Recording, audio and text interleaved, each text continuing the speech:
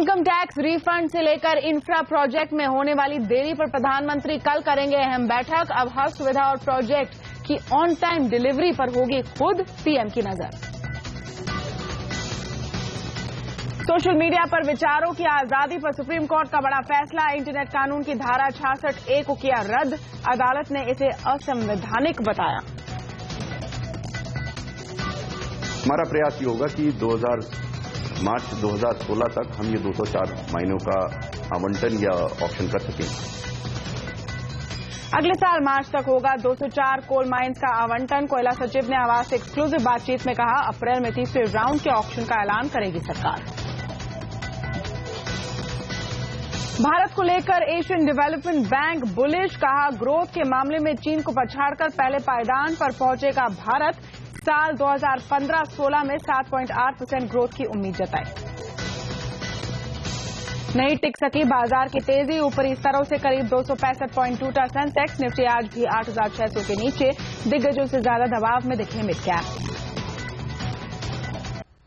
France में German wings airline का विमान एल्प्स की पहाड़ियों से टकराया। सभी 148 लोगों के मारे जाने की आशंका। और न्यूजीलैंड पहुंचा वर्ल्ड कप फाइनल में। रोमांचक मुकाबले में दक्षिण अफ्रीका को 4 विकेट से हराया। दूसरी सेमीफाइनल में ऑस्ट्रेलिया से भिड़ेगा Bharat.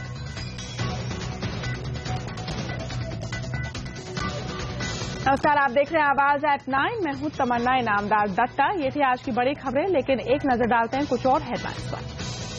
Twitter CEO Dick Costello के मुताबिक भारत ट्विटर के लिए सबसे तेजी से बढ़ते मार्केट में से एक। डिजिटल इंडिया कैंपेन के साथ मिलकर लॉन्च की संवाद सर्विस।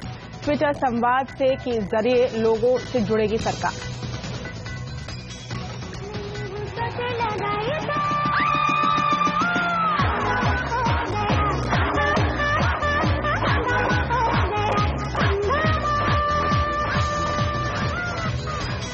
और कंगना रनौत को क्वीन के लिए मिला बेस्ट एक्ट्रेस का नेशनल अवार्ड। क्वीन सर्वश्रेष्ठ हिंदी फिल्म भी।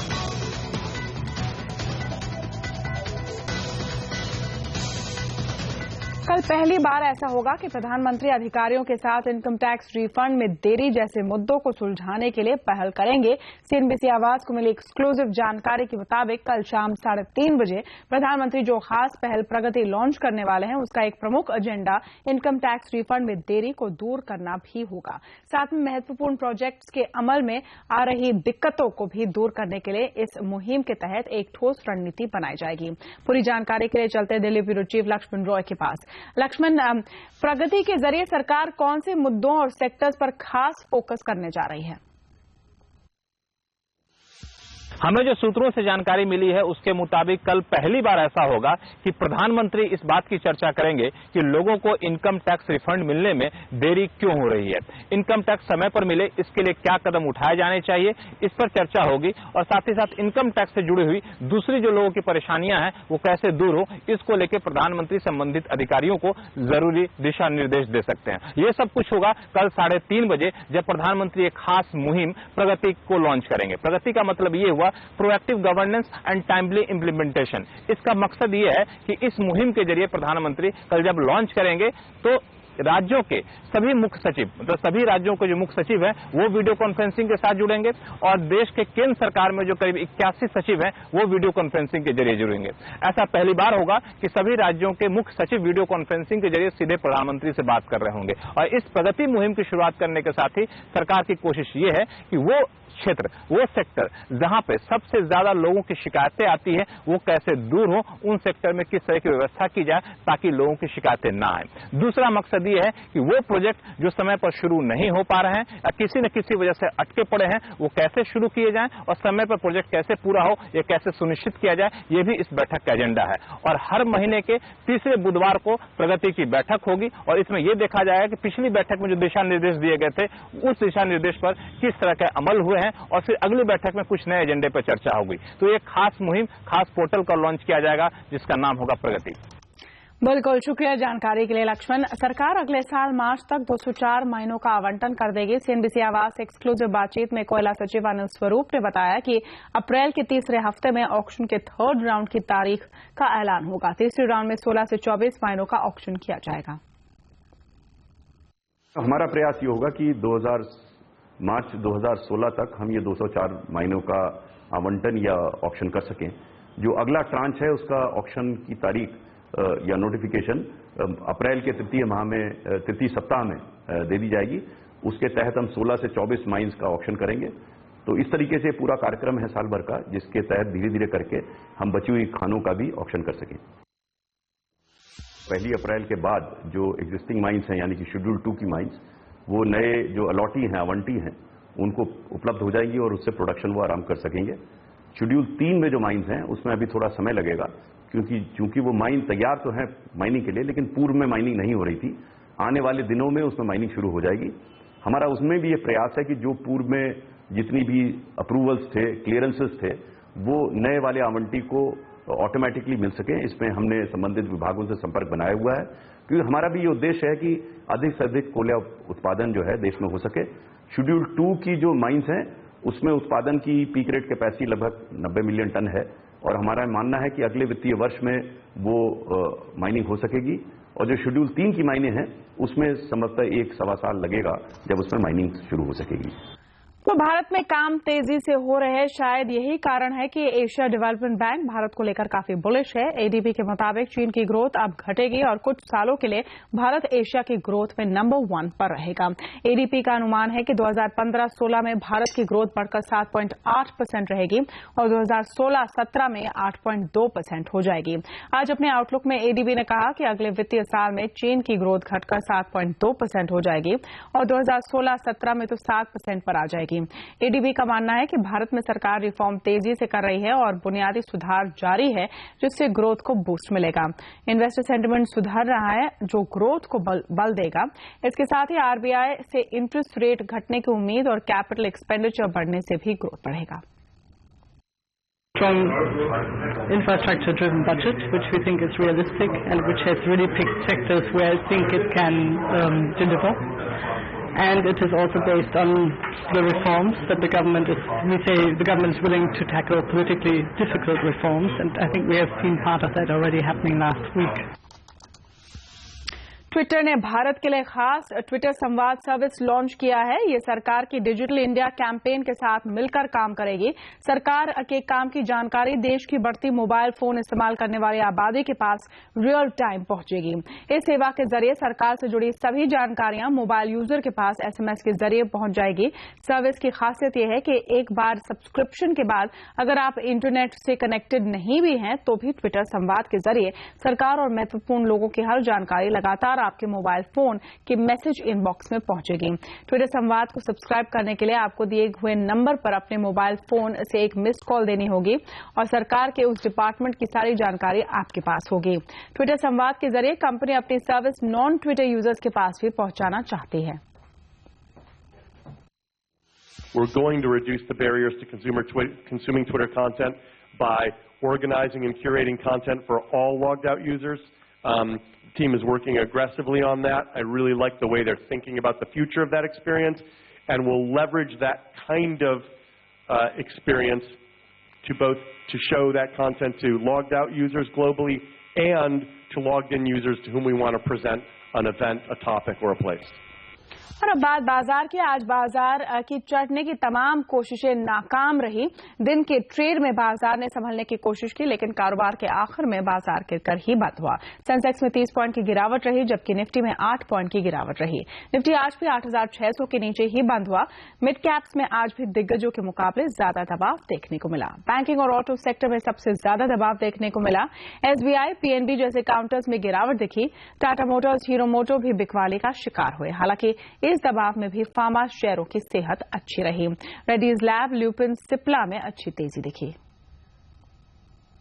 और गुड्स एंड सर्विस टैक्स यानी जीएसटी को लेकर भले ही सरकार अभी राजनीतिक मतभेद दूर करने में लगी है, लेकिन इसके लिए जरूरी इंफ्रास्ट्रक्चर को समय पर तैयार करने के लिए ठोस रणनीति बना ली गई है। सीएनबीसी आवाज को मिली एक्सक्लूसिव जानकारी के मुताबिक दिसंबर तक जीएसटी का कॉमन पोर्टल काम करना शुरू कर देगा। क्या है सरकार की तैयारी, बता रहे हैं लक्ष्मण रॉय।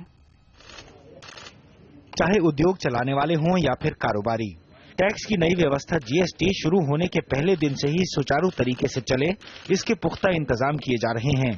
जरूरी इंफ्रास्ट्रक्चर तैयार करने के लिए बनाई गई कंपनी GSTN पिछले 6 महीने से काफी सक्रिय हो गई है। जीएसटी के लिए कॉमन पोर्टल बनाने की जिम्मेदारी देश की जानी मानी दिग्गज कंपनियों में से किसी एक को दी जाएगी। इसके लिए अगले महीने टेंडर निकाला जाएगा। जुलाई तक कॉमन पोर्टल के लिए एप्लीकेशन तैयार करने का लक्ष्य रखा गया है और दिसंबर तक इसे शुरू कर दिया जाएगा। इसका पायलट प्रोजेक्ट पहले से ही काम कर रहा है। जीएसटी को लेकर बाकी तैयारियां भी काफी जोरों पर है। देश भर के जितने कारोबारी जो टैक्स दाखिल करते हैं, रिटर्न फाइल करते हैं, उनमें से 75% लोगों का ऑनलाइन डेटा तैयार कर लिया गया है और कोशिश इस बात की है कि जीएसटी लागू होने से पहले सभी कारोबारियों का ऑनलाइन डेटा तैयार कर लिया जाए। जीएसटी पर कॉमन पोर्टल बनने के साथ ही नवंबर से सभी कारोबारियों का ऑनलाइन रजिस्ट्रेशन शुरू कर दिया जाएगा और अगले साल फरवरी से ऑनलाइन टैक्स रिटर्न और पेमेंट पूरी तरह शुरू करने का लक्ष्य रखा गया है। उधर 2 राज्यों को छोड़कर बाकी सभी राज्यों में टैक्स सिस्टम ऑनलाइन हो चुका है। लक्ष्मण रॉय, दिल्ली। और विचारों की आजादी के लिए सुप्रीम कोर्ट का ऐतिहासिक फैसला, इंफॉर्मेशन टेक्नोलॉजी की धारा 66A को रद्द किया। करेंगे चर्चा इस पे बाद।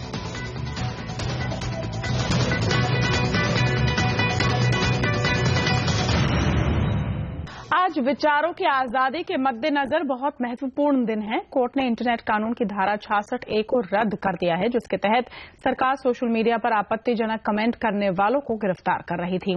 यानी अब आपत्तिजनक कमेंट करने वाले लोग या जो किसी को आपत्तिजनक लगे, ऐसे कमेंट करने वाले लोग अपराधी की श्रेणी में नहीं आएंगे। कानून की मजबूत धाराओं में अब आपको जेल की हवा नहीं खानी पड़ेगी। सुप्रीम कोर्ट ने आज सोशल मीडिया पर कमेंट करने को लेकर अहम फैसला सुनाते हुए आईटी एक्ट की धारा 66A को खत्म करने की बात कही है। और हम आपको बता दें कि साल 2012 में मुंबई में फेसबुक पर शिवसेना नेता बाल ठाकरे के खिलाफ कमेंट करने पर 2 लड़कियों को गिरफ्तार किया गया था। लड़कियों की गिरफ्तारी के बाद देश भर में विरोध जताया गया था। हाल के दिनों में यूपी में एक मामला सामने आया जिसमें एसपी नेता और अखिलेश सरकार में कैबिनेट मंत्री आजम खान के खिलाफ सोशल मीडिया पर कमेंट करने वाले एक लड़के को गिरफ्तार कर लिया गया था। कानून की छात्रा श्रेया सिंघल ने सुप्रीम कोर्ट में याचिका दाखिल कर मांग की थी कि आईटी एक्ट की धारा 66A अभिव्यक्ति की आजादी पर हमला है। इस कानून के तहत तुरंत गिरफ्तारी के प्रावधान को खत्म किया जाए। मैं आज बहुत खुश फील कर रही हूँ कि मुझे ऐसा आज लग रहा है कि आज मुझे जस्टिस मिला है 2 साल के बाद। हमारे केस के बाद तो ऐसा सेक्शन 66A का बहुत ऐसा सबको पता चलने लगा कि ऐसा एक लॉ है, कॉमन लोगों को भी। तो सब शायद मुझे ऐसा लगता है कि सब कतराते हो गए कि कुछ भी पोस्ट या फिर लाइक करने से पहले नहीं हमें नहीं करना चाहिए, नहीं तो फिर हमें कोई अरेस्ट कर लेगा। तो इसीलिए तो अभी इस वजह से ऐसा लग रहा है कि शायद अभी लोग और थोड़ा फ्री होंगे बात करने में और अपने आप को एक्सप्रेस करने के लिए। हमारे लिए सबके लिए बहुत ही खास दिन है कि फ्रीडम ऑफ स्पीच और एक्सप्रेशन को उन्होंने उनकी सिटीजन्स के लिए held it to be right. हम 3 साल लड़े हैं और आज हमारी जीत हुई। कोर्ट में भले ही सरकार का मत अलग हो, लेकिन फैसला आने के बाद आईटी और टेलीकॉम मंत्री ने कोर्ट के फैसले को जनता के हित में बताया। उन्होंने कहा कि आलोचना को अपराध के दायरे में नहीं लाया जाएगा, लेकिन कुछ राजनीतिक पार्टियां ऐसी भी हैं जो इस फैसले से बेहद नाखुश हैं। इस देश में सोशल मीडिया काफी ग्रो किया है। लोग अपनी बात रखते हैं, उनको अपनी बात कहने का अधिकार है और उनको आलोचना करने का भी अधिकार है, उनको सलाह देने का भी अधिकार है। और जो सत्ता में हैं उनको सहनशील होना चाहिए। और शिवसेना नेता संजय राउत ने कहा कि सोशल मीडिया का बहुत दुरुपयोग हो रहा है, इसलिए सरकार के पास इसे नियंत्रित करने के लिए कानून होना चाहिए। सोशल मीडिया का मिसयूज बहुत हो रहा है हमारे देश में। उसके रोकने के लिए कुछ ना कुछ पुलिस के हाथ में कानून का एक सेक्शन तो चाहिए। कल सुप्रीम कोर्ट के खिलाफ कुछ फेसबुक पे डाल दिया तो क्या सुप्रीम कोर्ट कार्रवाई नहीं करेगी? कंटेम्प्ट ऑफ कोर्ट होगा ना। आजादी का मतलब गाली गलौज नहीं है, आजादी का मतलब कैरेक्टर असैसिनेशन नहीं है। क्यों नहीं होगा वो एक्ट?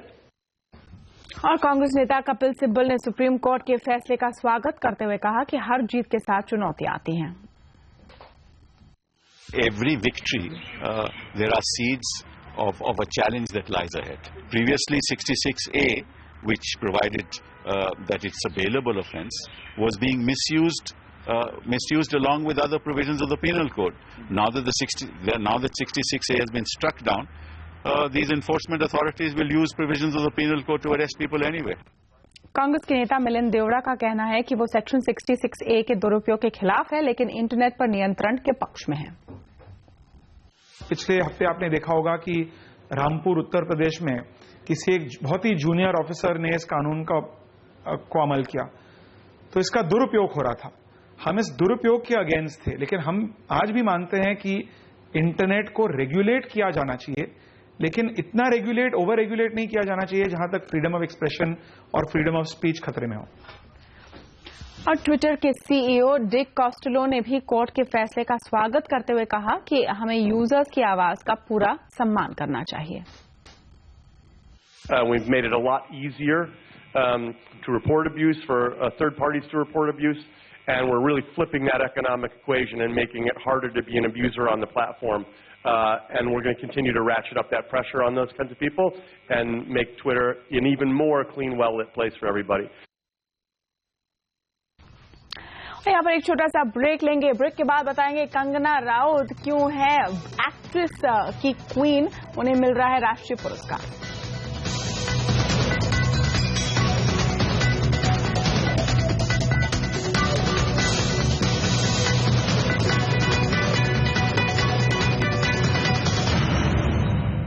जर्मन विंग्स एयरलाइंस का विमान दक्षिण फ्रांस में प्लेन क्रैश हो गया है। विमान में क्रू सहित 148 लोग सवार थे। लुफ्तांजा की फ्रेंच सब्सिडी जर्मन विंग्स का एयरबस 320 विमान बार्सिलोना से जर्मनी के डुसलडॉर्फ जा रहा था। सूत्रों के मुताबिक प्लेन रेडार से एकाएक गायब हो गया।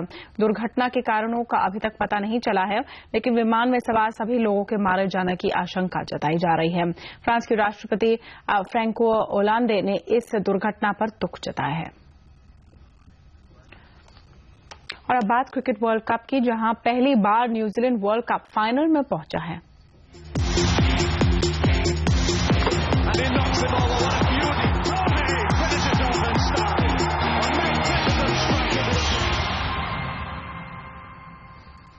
न्यूजीलैंड वर्ल्ड कप के फाइनल में पहुंच गया है। आज एक रोमांचक मुकाबले में उसने दक्षिण अफ्रीका को 4 विकेट से हरा दिया।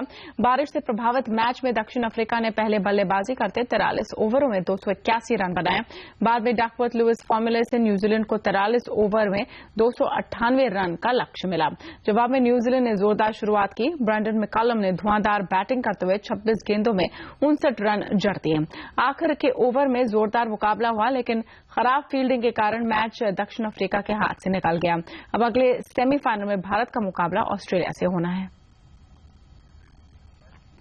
तो न्यूजीलैंड ने पहली बार फाइनल में जगह बनाकर इतिहास रच दिया, लेकिन अब इंडिया की बारी है इतिहास को दोहराने की। लोग भी यही चाहते हैं कि इंडिया ऑस्ट्रेलिया को हराकर फाइनल में पहुंचे। देखिए कि कैसे लोग इंडिया को चीयर कर रहे हैं। जीतेगा, जीतेगा, इंडिया जीतेगा। जरा किसमें कितना है दम, जम के रखना कदम मेरे साथिया।